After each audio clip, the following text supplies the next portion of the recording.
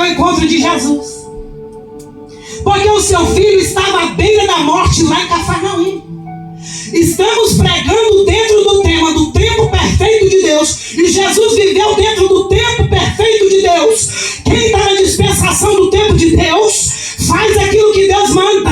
Ministra a cura. Tem poder e autoridade sobre os demônios, sobre as enfermidades. E até o morto ressuscita pelo poder do nome de Jesus Cristo. Aquele centurião vai chegar até Jesus e vai dizer para ele: mestre, vem comigo até Cafarnaum, porque meu filho está em casa, à beira da morte. Você pode conferir no Evangelho segundo escreveu São João, do capítulo 4, do verso 43 ao 54. Ele vai dizer: vem comigo, mestre. E Jesus vai dizer para ele assim, vai perguntar para ele: se não vir de sinais, não crereis em Deus? Ele vai dizer: mestre, vem comigo antes que meu filho morra. Jesus vai dizer: vai, porque o teu filho vive. Aleluia. E era quase 1h da tarde.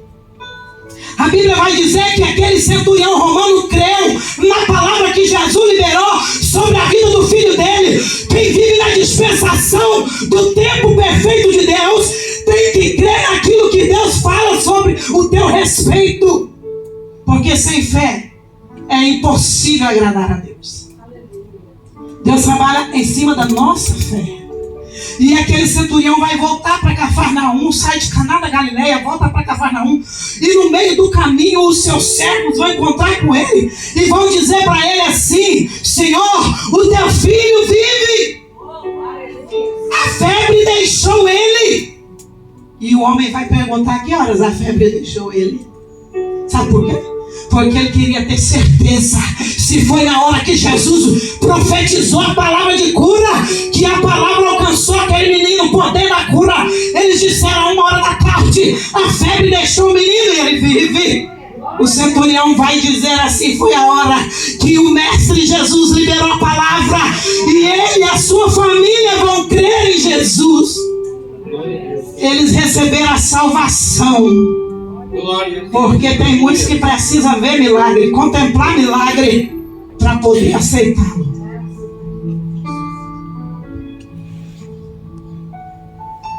Olha como Deus é perfeito.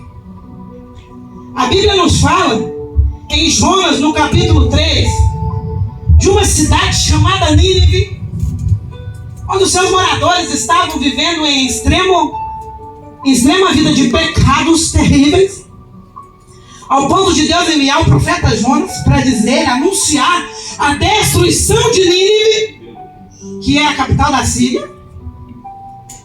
E Jonas, como todos já sabem, ele fugiu, mas ele acabou sendo colocado ali, porque o tempo perfeito de Deus, quando Deus decide, meu filho, você pode dizer que não faz, mas faz. Se ele tem um chamado contigo, você faz. Ou por bem, ou por mal. Faz. Sabe por quê? Porque eu tinha 16 anos. Era ainda uma jovenzinha. Quando Deus me mostrou em visão, em sonhos, eu pregando a palavra de Deus. Eu nem crente era ainda. E eu falei com meu pai: pai, eu sonhei eu pregando a palavra, pregando com autoridade, Deus operando. Ele disse: no tempo perfeito de Deus, ele vai fazer, porque ele falou. E quando ele fala, ele faz. Glória a Deus. E ele fez. E está fazendo.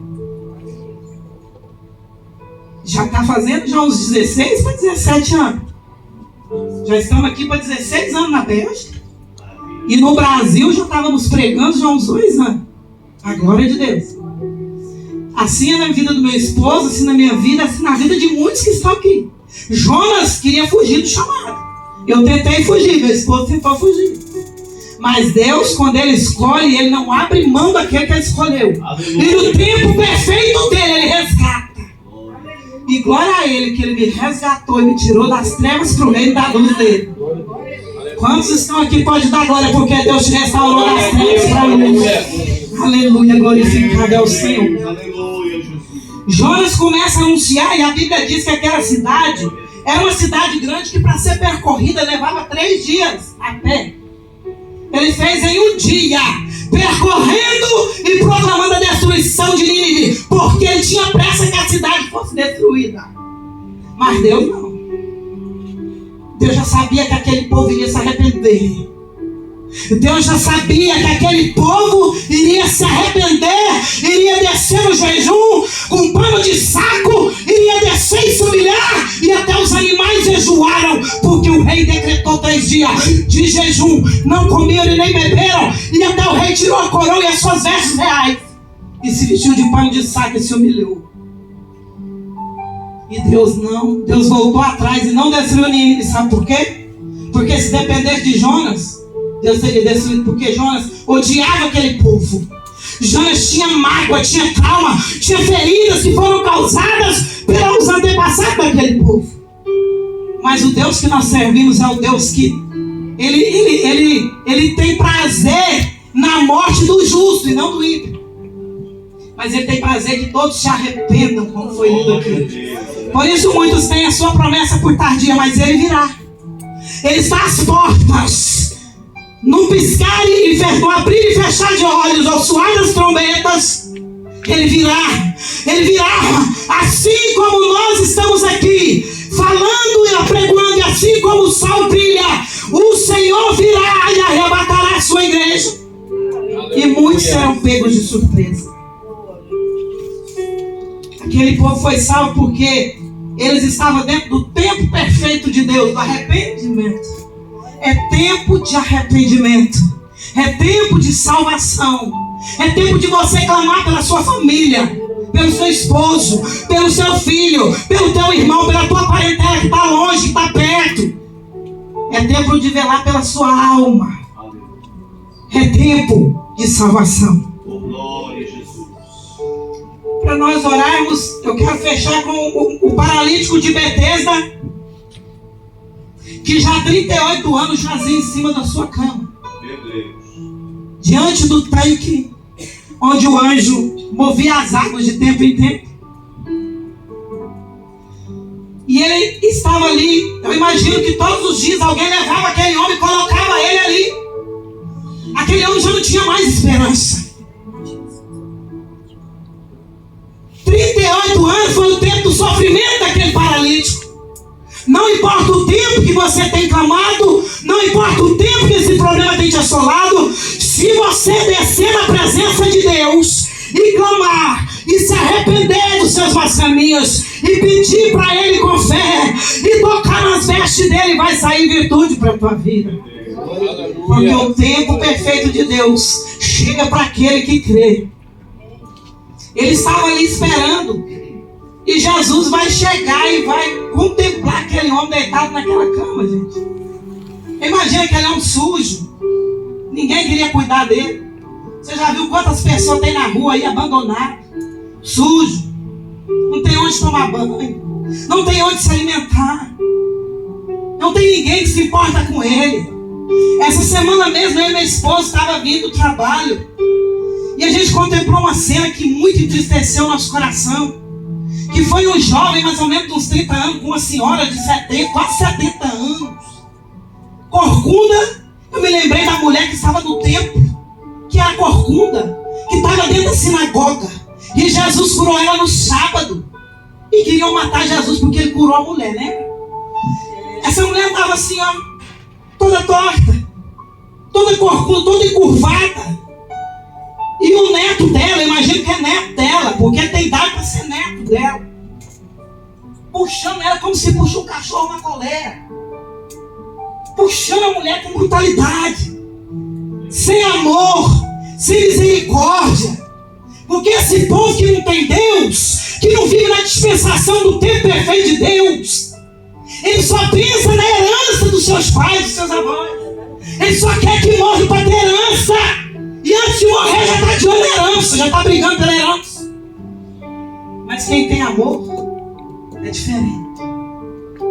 E Jesus tinha amor. Por que eu estou falando dessa mulher? Porque Jesus nos ensinou. O apóstolo Pedro, nas suas 2 epístolas, ensina a amar os que te perseguem. Porque ele aprendeu com Jesus, que morreu. Ele não, quando estava sendo injuriado, ele não injuriava, ele não amaldiçoava. Ele dizia: Pai, perdoa-os, porque eles não sabem o que fazem. Pedro também aprendeu a amar, a perdoar. Por isso que ele ensinava, porque a gente só pode dar aquilo que a gente tem. Você não pode oferecer aquilo que você não tem. Não adianta querer ser hipócrita, dizer que ama e na hora da prática não tem nada. O amor deve ser exercido em obras e não somente em palavras. Meu Deus. A Bíblia mesmo vai dizer que mostra-me as tuas obras e eu direi para você o que é fé. Porque a fé sem obras é morta. Se você tem fé, você tem que ter obras. Glória a Deus. Se você é servo de Cristo, tem que amar, porque Ele nos ensinou a amar. Ele nos ensinou a perdoar os nossos inimigos. Pedro, certa vez, vai dizer para Jesus: Senhor, tem que perdoar 7 vezes, né? Jesus vai dizer 70 vezes 7 por dia. Faz os cálculos aí, quem é bom de matemática. 70 vezes 7 por dia. Sabe por quê? Porque o seu pecado e o meu não tinha perdão. E nós somos alcançados, perdoados, lavados, comprados com o sangue daquele que vive e reina e que nunca conheceu o pecado. Ele nos amou primeiro. Ele nos perdoou. Por isso que Ele nos ensina. Oh, glória a Jesus. Se o teu inimigo tiver sede, dá-lhe de beber. Se tiver fome, dá-lhe de comer. Se ele te pedir a capa, dá a túnica também. Sabe por que muita gente você vê nos noticiários que estão morrendo quando vão levar a moto e o carro? Quando vão levar o iPhone? Quando vão levar os seus bens? Porque eles reagem. Eles acham que os bens materiais valem mais do que a vida. Por isso muitos têm morrido, viu, irmão? Muitos têm morrido porque reagem. Tá certo que tem muitos que são covardes. A pessoa não reage, ele rouba e dá mata. Mas o dia do juízo virá, porque pelas nossas obras nós seremos julgados, boas ou más. Para nós fecharmos, Jesus olha para o paralítico do Betesda e pergunta para ele: você quer ser curado? Jesus te pergunta hoje, é o tempo perfeito de Deus: você quer ser curada? Você quer ser curada? Quer ser curado? Quer ser liberto? Quer ser renovado? Quer ser cheio do poder do Espírito de Deus nessa noite? Quer receber força para vencer a tribulação com paciência? Mesmo que tiver que ir preso, quer receber força para não negar Jesus? É só buscar. Bater na porta que ela vai se abrir nessa noite. Porque os céus estão abertos nesse lugar. Jesus disse que aquele que negar Ele aqui, Ele vai negá-lo diante do